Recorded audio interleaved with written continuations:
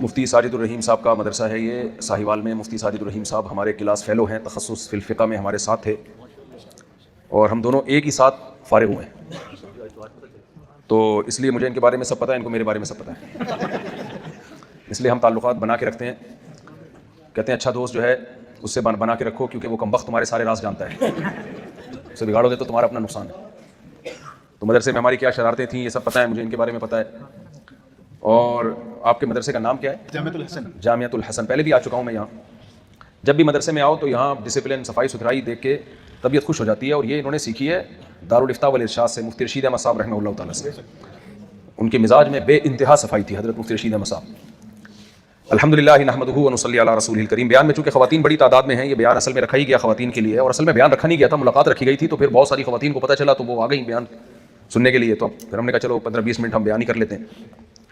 तो बयान शुरू हुआ है सफाई से, तो बात मेरे ख्याल है सफाई पे ही हो जाए तो ज़्यादा अच्छा है, क्या ख्याल? और बयान का अभी जो मेरी मुखातब हैं वो ख़वातीन हैं, तो आप लोग बस गरीबी में बैठे हुए हैं, इसलिए शादियों पे तो बयान हो ही नहीं सकता, ये ज़हन में रखना, समझ रहे हो? तो ये दिमाग से निकाल दो कि मैं 2-3 शादियों पे बयान करूँगा, वो मैं नहीं करूँगा। ख़वातीन में मैं ये बातें करता ही नहीं हूँ, हालांकि कर ली मैंने कर ली ना, बस इतना काफ़ी है। अल्लाह ताला ने कुरान मजीद में जिस एहतमाम से मर्दों को अहकामात दिए हैं ना कि ये करो ये मत करो, तो उसी तरह अल्लाह ने औरतों को भी हुक्म दिया है। हमारे नबी सल्लल्लाहु अलैहि वसल्लम सिर्फ मर्दों के नबी नहीं थे, ख़वातीन के लिए भी पैगम्बर थे। और औरत को ये एजाज़ हासिल है कि सबसे पहले नबी सल्लल्लाहु अलैहि वसल्लम पर ईमान एक खातून लेकर आई हैं, समझ रहे? और जो आपकी ज़ौजा थी। तो इस्लाम में सबसे ज़्यादा पहल करने वाली कौन सी खातून है? हज़रत खदीजा, और वो औरत थी। किसी ने कहा कि देखो औरत में एक ऐब है कि अल्लाह ने किसी औरत को पैगंबर नहीं बनाया, यकीनन नहीं बनाया अल्लाह ने किसी औरत को पैगंबर, लेकिन कोई पैगंबर ऐसे नहीं है जो औरत की कूख से जिन्होंने जन्म न लिया हो। पैगंबरों को जन्ने वाली कौन होती है? अल्लाह ने बगैर बाप के पैदा किए पैगंबर ईसा अलैहिस्सलाम, लेकिन माँ के बगैर किसी पैगंबर को पैदा नहीं किया। वो आदम अलैहिस्सलाम तो फिर सबके बाप है ना, आदम अलैहिस्सलाम वो तो इंसानियत की इब्तिदा में तो किसी को तो बगैर माँ बाप के लाना था ना। तो इन्होंने इसलिए कह दिया कोई क्लिप ना बन जाए। हाँ, वो क्लिप बन जाता है, लो मुफ्ती साहब ने आदम अलैहिस्सलाम के भी वालिदैन मान लिए। तो अल्लाह ने अम्मा हव्वा को बनाया आदम अलैहिस्सलाम की पसली से। फिर जितने भी बच्चे उसके बाद दुनिया में आए, सबके माँ भी सबके बाप भी। ईसा अलैहिस्सलाम के वक्त में अल्लाह ने अपनी ताकत का मुजाहरा किया तो बाप के बगैर पैदा कर दिया हजरत ईसा को, लेकिन उनकी भी माँ को रखा उनकी भी। तो इस्लामी तारीख में आपको पता है अस्माउर रिजाल का एक फ़न है ना, बड़ा मशहूर फ़न। जब हमें हदीसें बयान की जाती हैं, नबी सल्लल्लाहु अलैहि वसल्लम ने ये फरमाया, नबी ने ये फरमाया, तो हमने खुद तो अपने कानों से सुना नहीं है, तो हम सनद के मोहताज होते हैं। ऐसा ही है ना, आप बुखारी उठा के देखें, हद्दसनी फुलान क़ाल हद्दसनी फुलान, ऐसे ही बयान करते हैं इमाम बुखारी, इमाम तिरमिज़ी, इमाम मुस्लिम, इमाम अबू दाऊद, सारे अपनी सनदें बयान करते हैं। उन सनदों में मर्द भी आते हैं और बाज़ दफ़ा औरतें भी आती हैं। अच्छा, जब मर्द सनदों में आते हैं तो अस्माउर रिजाल का इल्म हमें यह कहता है कि हम उन मर्दों के बारे में तहकीक करें कि ये सिक़ा थे या ज़ईफ़ थे, इनका हाफ़ज़ा कैसा था, इनकी हदीस काबिल एतमाद भी है या नहीं है।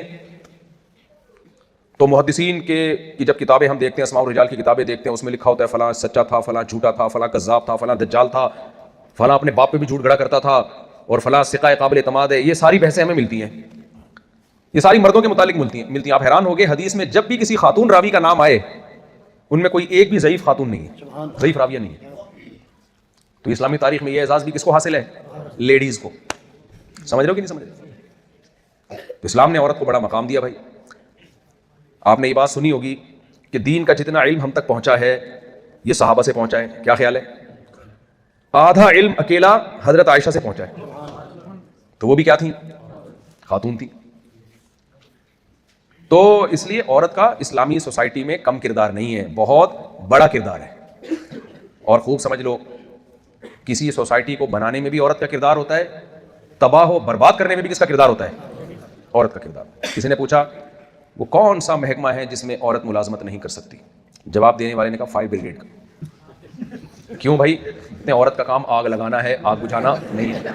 ये उन खवातीन की बात हो रही है जो बयान नहीं सुन रही हैं, जो बयान सुन रही हैं उनके बारे में नहीं कहा। तो देखो, हर चीज में ना बुनियादी इकाई की बड़ी वैल्यू होती है, बुनियादी इकाई। बुनियादी इकाई की बड़ी वैल्यू होती है।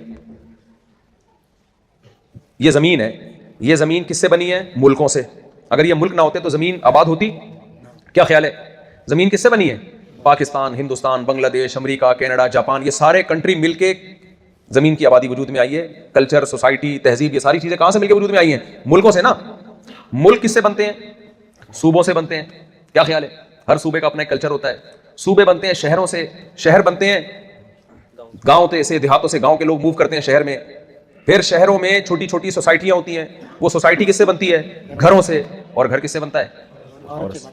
नहीं नहीं नहीं, घर औरत से बनता है, मर्द से नहीं बनता। मर्द तो अक्सर घर से बाहर रहते हैं। घर संभालना किसकी जिम्मेदारी है? तो इससे पता चलता है कि सोसाइटी को अगर सीधा करना हो तो घर की औरत ठीक हो जाए, घर की औरत सही हो जाए। ये बात मैं और आप शायद ना जानते हो, लेकिन इस्लाम दुश्मन कुव्वतें ये बातें जानती हैं। इसलिए वो मर्दों से ज्यादा औरतों को बिगाड़ने में लगे हुए हैं। वो लोग बाहर से जो एनजीओज के जरिए पैसा आता है ना, जो हमारी मदद के नाम पे आता है कि एक्चुअली हम पाकिस्तान को एक तरक्की याफ्ता कंट्री देखना चाहते हैं, इसलिए बाहर से हमें मदद मिलती है, पैसा मिलता है, तो वो इतने बेवकूफ़ नहीं है कि हमें तरक्की याफ्ता देखना चाहते हैं। हम उनके मामू लगते हैं या चाचा लगते हैं? बताओ भाई। ये जो एनजीओज हमें पैसा देती हैं और हमारे मुल्कों को जो कर्जे मिलते हैं, ये कर्जे हमें ये दे के दिए जाते हैं कि हम चाहते हैं कि पाकिस्तान तरक्की करे, तो इसलिए हमें कर्जे मिलते हैं। तो क्या हम उनके चाचा लगते हैं जो हमें पैसा देके वो तरक्की देना चाहते हैं? बोलो ना भाई, चुप क्यों बैठे? या हम उनके मामू हैं? वो हमें कर्जा दे रहे हैं और हमें पैसा दे रहे हैं और वहां से डोनेशन आती है हमारे पास, इसलिए आती है कि आजकल जो चाचा लगता है लोग उसको नहीं पैसे दे रहे होते, जो सगा चाचा होता है। आपने कभी अपने सगे चाचे को 1 टका भी दिया है कि वो तरक्की कर ले? लोग सगे चाचे सगे मामे को नहीं दे रहे होते, तो वो एनजीओज, वो इतनी बैनुल अक़वामी ताकतें जो हमें कर्जे देती हैं, पैसे देती हैं, एनजीओज आती है पैसा लेके कि स्कूल चलाओ, यूनिवर्सिटियां बनाओ, तो क्या हम उनके मामू लगते हैं? वो इसलिए दे रही हैं कि मदद के नाम पे इनको बिगाड़ा जाए। तभी वहां से जितनी मदद आती है ना, उस मदद में चंद शर्तें होती हैं, और वो तमाम की तमाम शर्तें घूम फिर कर औरत को खराब करने की तरफ जा रही हैं। वो हमारी मदद करती हैं तालीम के नाम पे। उसमें शर्त ये है कि को एजुकेशन सिस्टम होना चाहिए। अगर आपने स्कूलों में मर्द और औरतों के अलग अलग स्कूल, यूनिवर्सिटियां मर्द और औरतों की अलग अलग, तो तालीम के नाम पे जो पैसा आ रहा है वो क्या हो जाएगा? बंद। समझ में आ रही बात कि नहीं आ रही? मैं हवाई बातें नहीं कर रहा, ये रियलिटी की बात कर रहा हूँ। हमारे वज़ीर आज़म थे, उनसे पूछा गया यार ये को एजुकेशन सिस्टम खत्म करो, कह रहे हैं भाई पैसा आ रहा है वहाँ से बाहर से, तो वो कह रहे हैं ये को सिस्टम होगा, लड़के के साथ लड़की बैठेगी, औरत के साथ आदमी बैठेगा तो हम पैसे देंगे, अदरवाइज नहीं देंगे। अबे तालीम का इससे क्या ताल्लुक है कि आपके साथ लेडीज बैठी हुई है कि जेंट्स? जमशेद के साथ बैठ के नहीं पढ़ाई हो सकती क्या है? पढ़ने के लिए जरूरी है कि जमशेदा के साथ बैठो, महमूदा के साथ बैठो, महमूद के साथ पढ़ाई नहीं हो सकती बैठ के? कह रहे नहीं, को एजुकेशन, लड़कों को लड़कियां पढ़ाएंगी, लड़कियों को कौन पढ़ाएगा? लड़के पढ़ाएंगे। वो कहते हैं कि खवातीन को जॉब दो। क्या वो हमारी खवातीन के खैर ख्वाह हैं कि उनको जॉब दो ताकि उनके पास पैसा आए? ना ना ना। वो कहते हैं खवातीन को आज़ादी दो। खवातीन इन नारों से बड़ी मुतासिर होती है, देखो ये मगरबी ताकतें हमारी कितनी खैर ख्वाह हैं। मौलवी लोग तो कभी हमारी जॉब के लिए आवाज़ नहीं उठाते। कभी मुफ्ती तारिक मसूद का तो हमने बयान सुना ही नहीं, मौलाना तारिक जमील साहब का तो बयान सुना ही नहीं कि यूनिवर्सिटियों में खवातीन को जॉब दी जाए और मल्टीनेशनल कंपनियों में खवातीन को ज़्यादा से ज़्यादा जॉब दी जाए। ये मौलवी लोग तो इस तरह की बातें करते नहीं हैं। मगरबी दुनिया वाहिद वो दुनिया है जो औरत के हुकूक की आवाज़ उठाती है। समझ आ रही बात कि नहीं आ रही? मुफ्ती साहब को तो जब देखो चाचा शादी लेके चलते रहते हैं, ये औरत के हुकूक देंगे? दकियानूस किस्म के पुराने ज़माने के मौलवी। हुकूक तो ये है कि औरत को आज़ाद किया जाए, उसकी मर्जी बुरका पहने ना पहने, क्या ख्याल है? उसकी मर्जी घर में रहे, शौहर की खिदमत करे या ना करे, जॉब करे। जॉब भी इसलिए कि भाई हम शौहर के गुलाम थोड़ी हैं। अब बेचारी जॉब नहीं करती तो शौहर के टुकड़ों पे पलेगी वो, समझ रहे? उसे क्या लेबल लगाया कि वो किसके टुकड़ों पे पलेगी? शौहर के टुकड़ों पे पलेगी। तो शौहर उस पर धौंस जमाएगा कि नहीं जमाएगा? लिहाजा आज़ाद करो औरत को, आज़ादी। समझ रहे हो? औरतें हमारी बड़ी मुतासिर होती हैं यार, कितना अच्छा नारा है, कितनी अच्छी दावत है, हमें आज़ाद किया जा रहा है। और ये मौलवी हमें क्या हदीसें सुना रहे होते हैं? लौ कुन्तु आमुरु अहदन अन यसजुद लि अहदिन लअमरतु निसाअ अन यसजुदन लि अज़वाजिहिन्ना। ये मौलवी हमें इन चक्रों में डाला है कि अगर सजदे की हुक्म होता तो औरत को हुक्म होता कि वो अपने शौहर को सजदा करे।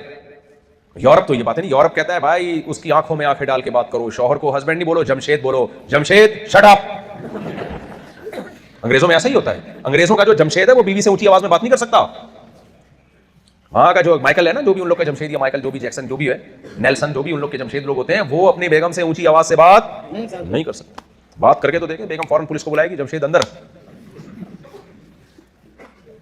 बच्चे पैदा करना, ये क्या, ये पुराने जमाने की बातें हैं, औलाद पैदा करना, और ये क्या है भाई, अभी मॉडर्न दौर है, तरक्की, भी तरक्की करो, ये छोड़ दो बच्चे पैदा करना, ये मौलवियों ने बनाया हुआ, इतने 19 बच्चे मेरे 20 बच्चे, ये क्या दकिया, पुराने जमाने की बातें। औरत को बच्चे पैदा करने की मशीन बना लिया इन मौलवियों ने। तो ये हमारी लेडीज, हमारी खवातीन इन नारों से मुतासिर होती हैं, यार क्या ये है असल जिंदगी। तो मैं इन खवातीन से पूछता हूं, ये मगरबी दुनिया हमारे मामू लगती है हमारी खवातीन की, जो हमारी खवातीन को आज़ादी सिखा रही हैं। भाई जब बड़ा दुश्मन होता है तो वो अच्छा लेबल लगा के बर्बाद करता है। देखो जो खुला दुश्मन होता है वो जहर रख के दे देगा आपको, खा ले, लेकिन ऐसे कोई खाएगा जहर?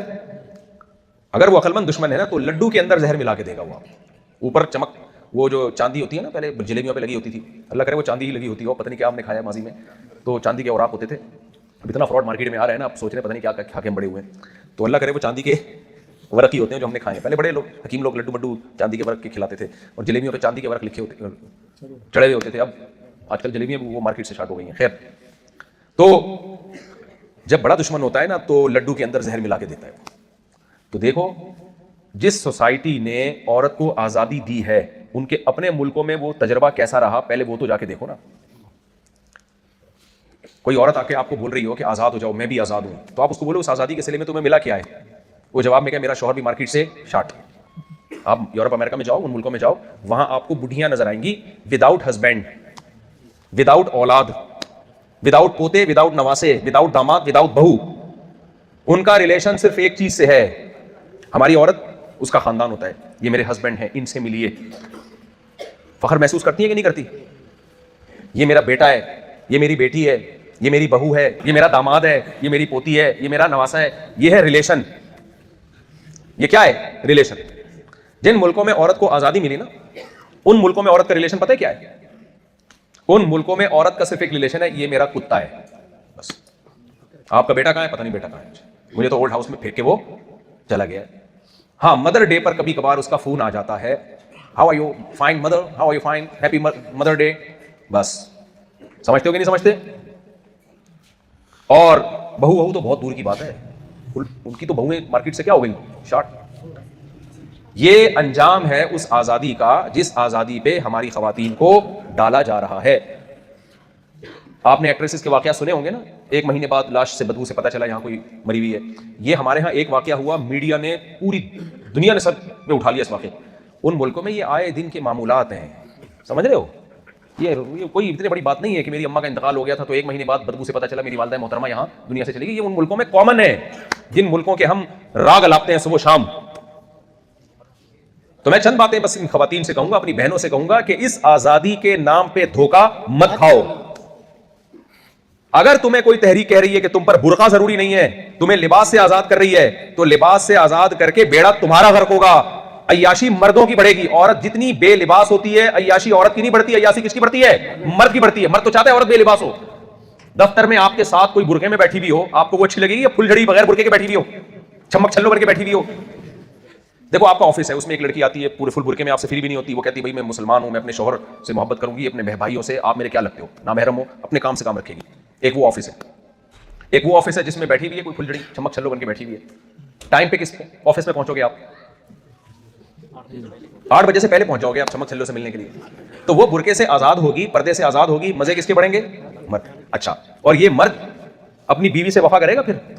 जब उसको बाजार में 20 किस्म की बेपर्दा औरतें मिल रही होंगी, हर औरत उसको अपनी तरफ माइल कर रही है, तो इसको जो अपनी बीवी है उससे ये कमबख्त वफा करेगा? गोरा नहीं वफा करता। तभी तो गोरे कहते हैं झूठ नहीं बोलते, वाकई नहीं बोलते, लेकिन एक झूठ तकरीबन हर गोरा बोलता है। वो अपनी गर्लफ्रेंड और अपनी बीवी से कि सिर्फ तुम। कराची में रक्शे के पीछे लिखा होता है सिर्फ तुम, रक्शे वाले ने लिखा होता है सिर्फ तुम, हर एक को कह रहा होता है सिर्फ तुम। अब इधर भी आ जाए, हाँ, हर एक को कह रहा होता है। तो भाई जब औरत सोसाइटी में बेपर्दा होगी, मर्द उस औरत को बीवी नहीं बनाता, मर्द अय्याशी का जरिया बनाता है। गर्लफ्रेंड के हुकूक बिल्कुल भी नहीं होते, हुकूक बीवी के होते हैं।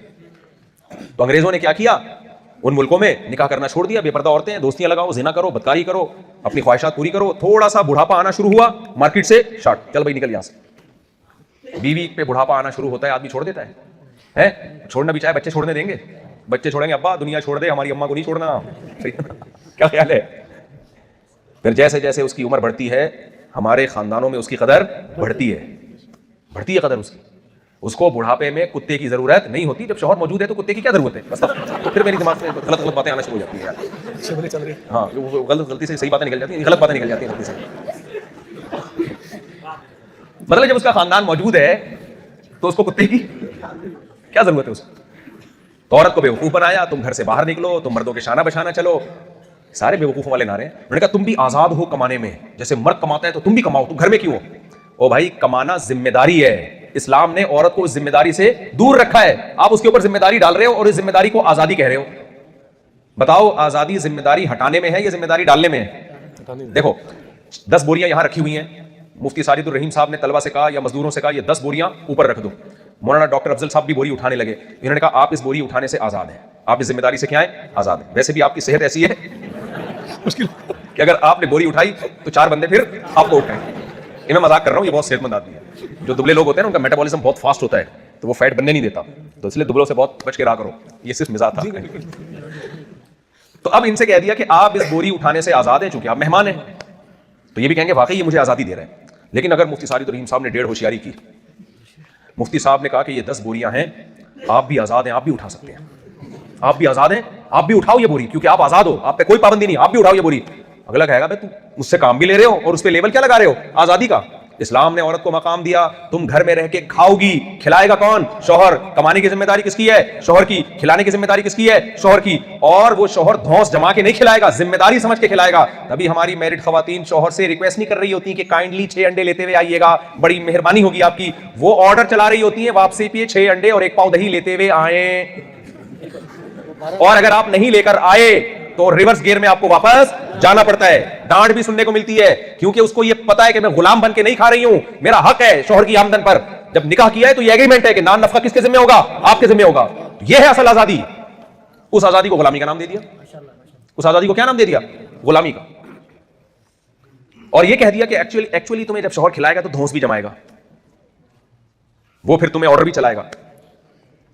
देखो कोई भी रियासत होती है ना, उसका कोई ना कोई सरबराह होता है कि नहीं होता। बगैर सरबराह के कोई रियासत चल सकती है। तो मैं ये कह रहा हूं मुल्क सरबराह के बगैर नहीं चलता, घर भी सरबराह के बगैर नहीं चलता। तो इस्लाम ने शौहर को सरबराह बनाया है, आका नहीं बनाया। औरत को मातहत बनाया है, गुलाम नहीं बनाया। गुलाम होना अलग चीज है, मातहत होना अलग चीज है। गुलाम होना जिल्लत है, मातहत होना जिल्लत नहीं है। अगर मातहत होना जिल्लत है तो पाकिस्तान की 24 करोड़ की आवाम फिर जलील है, क्योंकि उनका भी कोई सरबराह है।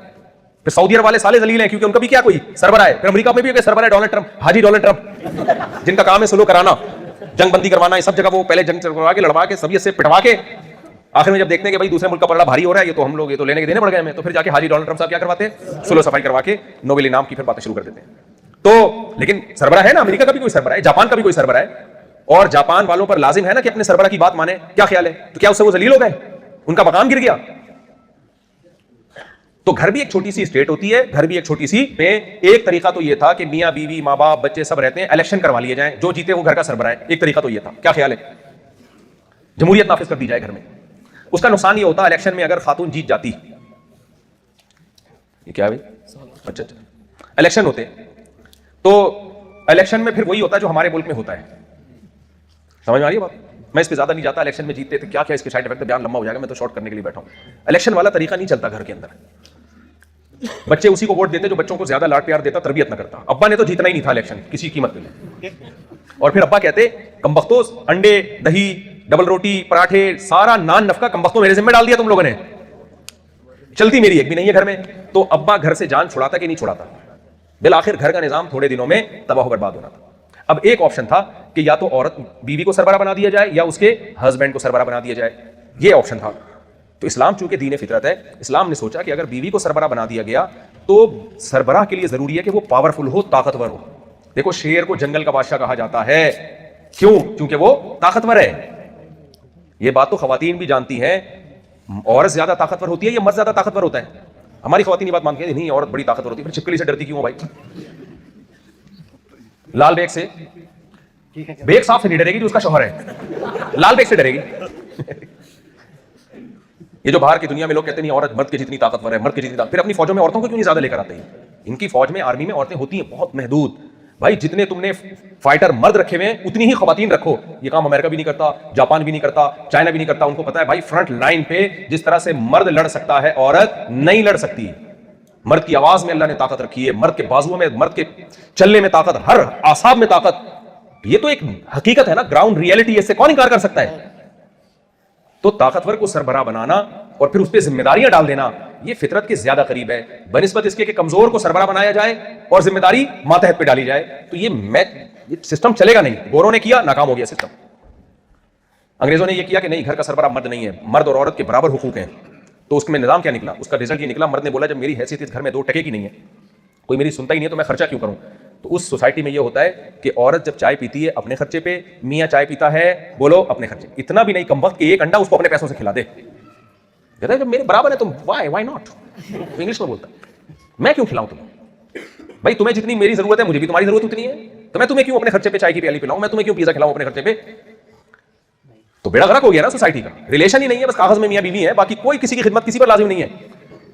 रिश्ता जोड़ने के लिए जरूरी है कि मुख्तलिफ नौइयतों की जिम्मेदारियां डाली जाएं। अल्लाह ने औरत की जिम्मेदारी डाली कि तुमने मातहत रहना है। ऑर्डर किसका चलेगा घर में, शौहर का। और शौहर की जिम्मेदारी डाली कि जिस बाप ने अपनी बेटी को रुखसत किया है, अब बाप की जिम्मेदारी खत्म, सारी जिंदगी अलबिस मा तलबिसु मा तलबस, जो खुद पहनो ऐसा स्टैंडर्ड का इसे पहनाओ, जैसा जिस स्टैंडर्ड का खुद खाते हो उस स्टैंडर्ड का इसे खिलाओ, जिस स्टैंडर्ड की रिहाइश तुम्हारी है उसी स्टैंडर्ड की रिहाइश अपनी बीवी को देनी है। तभी आप फिक़ह की किताबें उठा के देखो, फुक़हा कहते हैं भाई शौहर पर बीवी का कितना नान नफका वाजिब है, इसका कोई मयार नहीं है, कोई लगा लिपटा मयार नहीं, इसका मयार है आप कमाते कितना हो। जो लिविंग स्टैंडर्ड आपका है वही लिविंग स्टैंडर्ड किसका होना चाहिए, आपकी वाइफ का होना चाहिए। इतना बड़ा हक दे दिया भाई। मुलाजिम का ऐसा थोड़ी होता है, बॉस का जो लिविंग स्टैंडर्ड है क्या मुलाजिम का भी वैसे ही होता है भाई।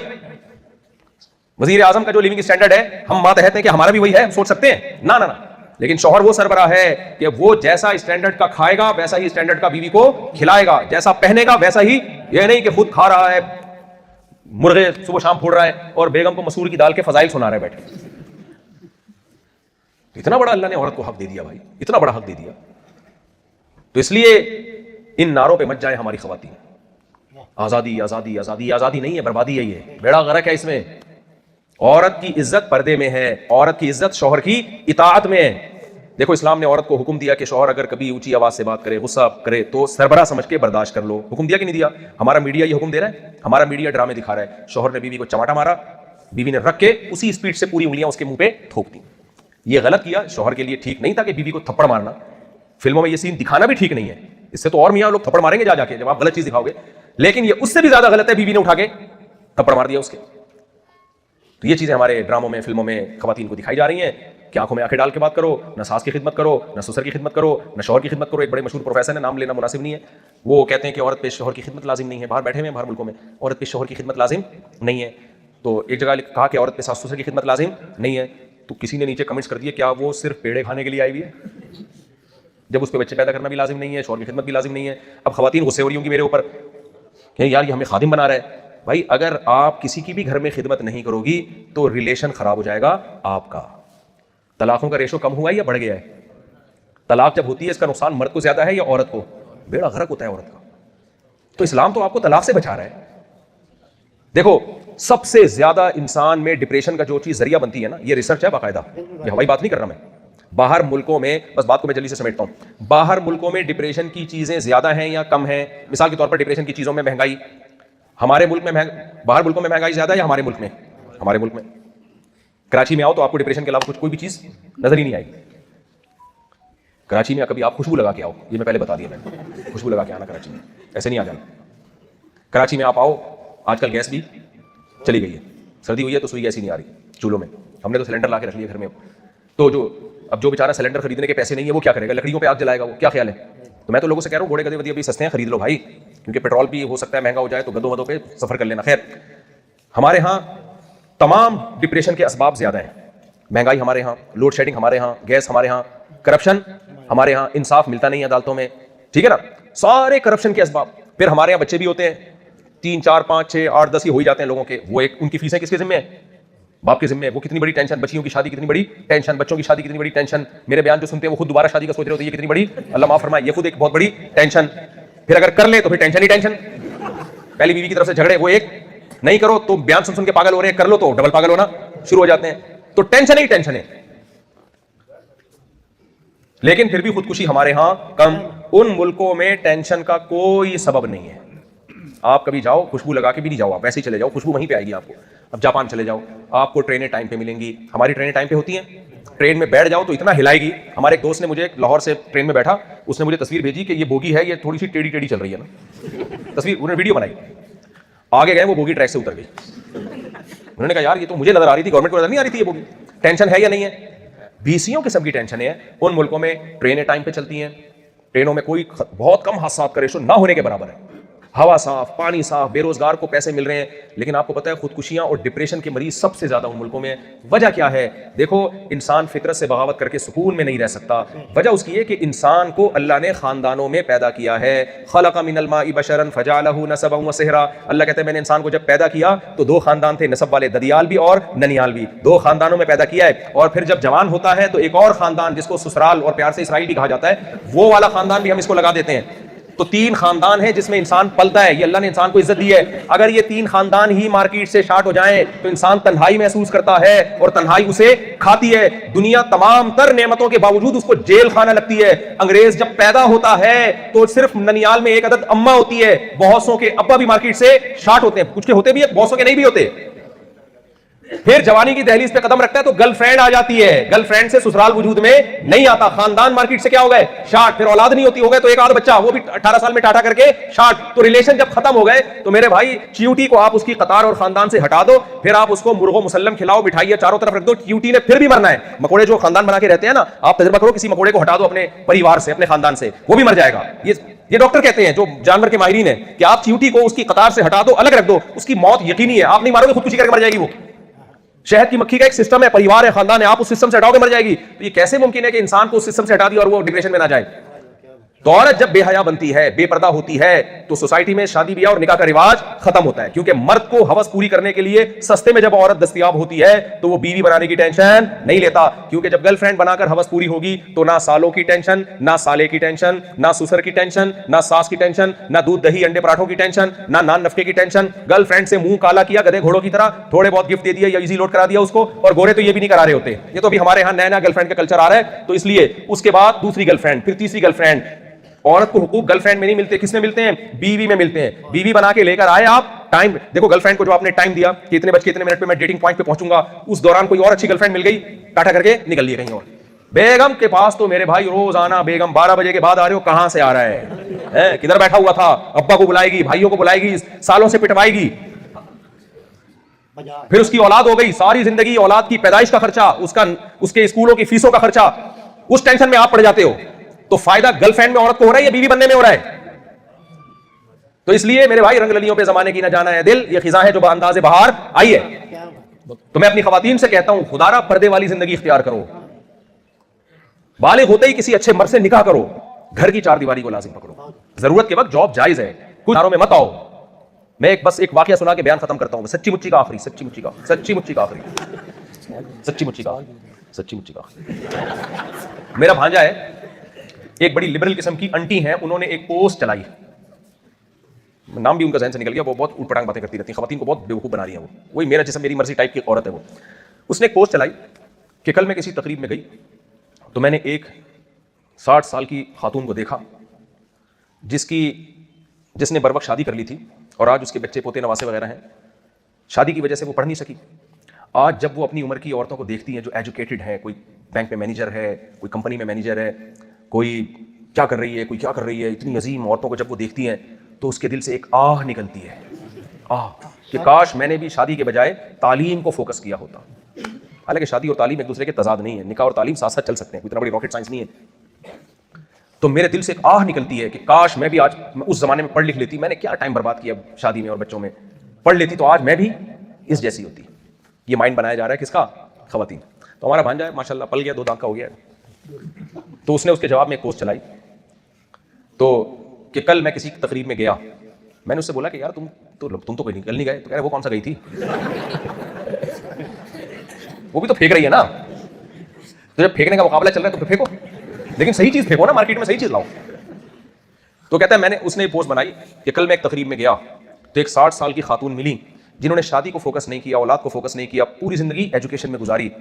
अब वो पढ़ लिख के एक बड़ी एजुकेटेड और मालदार खातून तो बन चुकी हैं, लेकिन जब वो किसी देहाती औरत को देखती हैं जिसके बच्चे भी हैं, बहुएं भी हैं, कोई खाला कह रहा है, कोई फुप्पी कह रहा है, कोई अम्मी कह रहा है, कोई दादी कह रहा है, और सब दाएं बाएं लिपटे हुए हैं, तो मेरे दिल से एक आह निकलती है, काश मैं भी टाइम पे शादी करके अपना खानदान बसा लेती। इस पैसे और इज्जत को लेके कहां जाऊं मैं, किसके मुंह पे मारूं इसको मैं?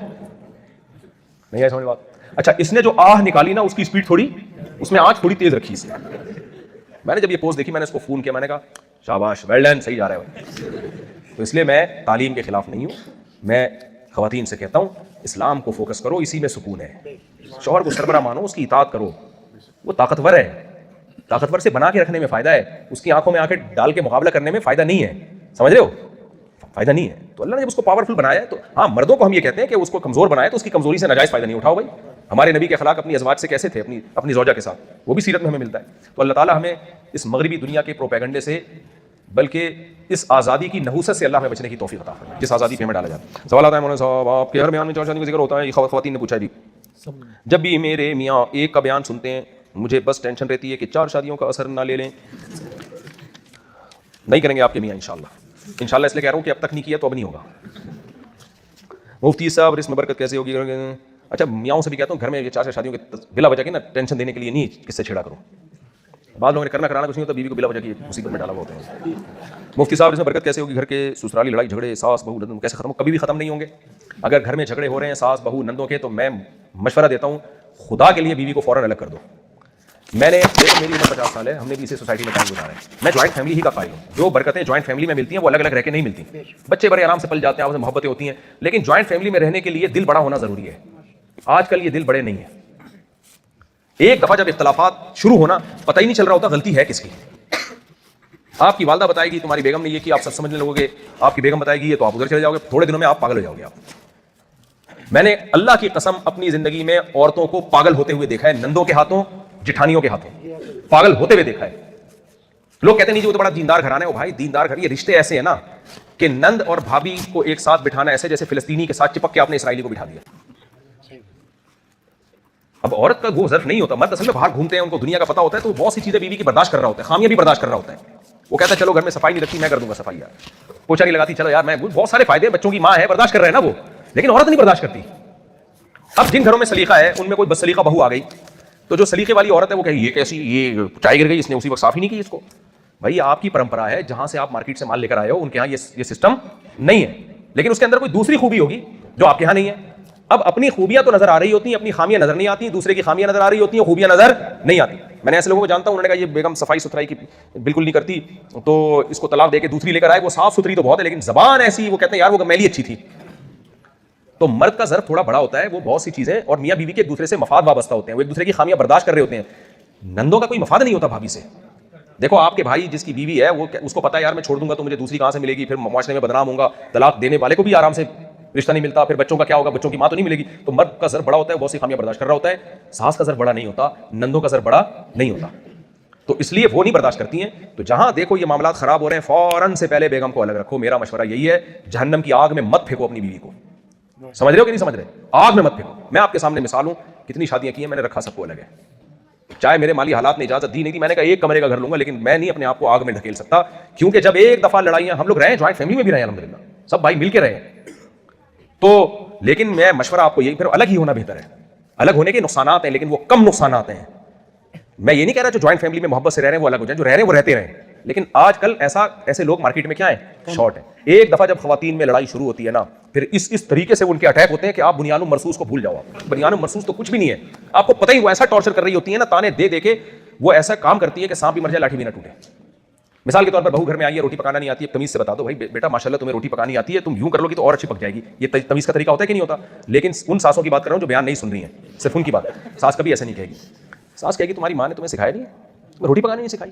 अब ये चुभता हुआ जुमला इंसान पे असर करेगा कि नहीं करेगा? फिर बहुएं वो सास को इज्जत ही नहीं देती है, वो कहती है मेरी सगी माँ थोड़ी है, भाई घर की बड़ी तो है ना, आपको पानी पिलाना।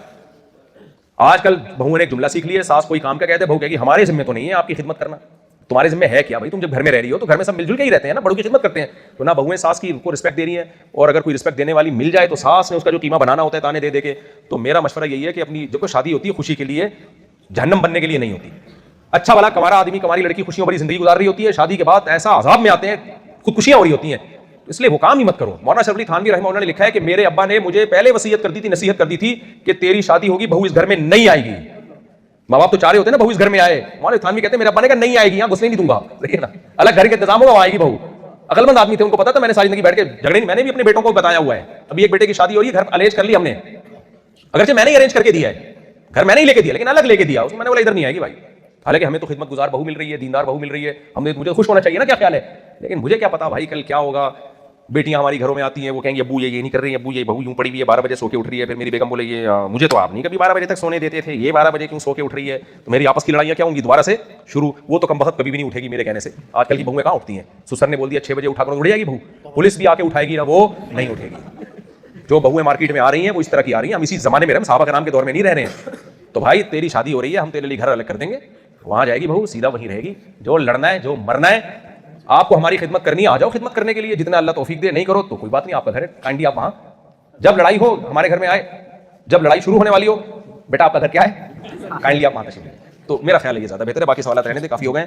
तो ये चूंकि अहम सवाल था इसलिए मैंने जरा इसका लंबा जवाब दे दिया है। इसमें गैरत न दिखाया करें, माई भी गैरत न दिखाया करें। हाँ मैंने दूध पिला के जवान किया, आज शादी के बाद अलग हो रहा है, वो कल भी अलग होगा, नफरतें लेके अलग होगा, इससे पहले मोहब्बत से अलग हो जाए।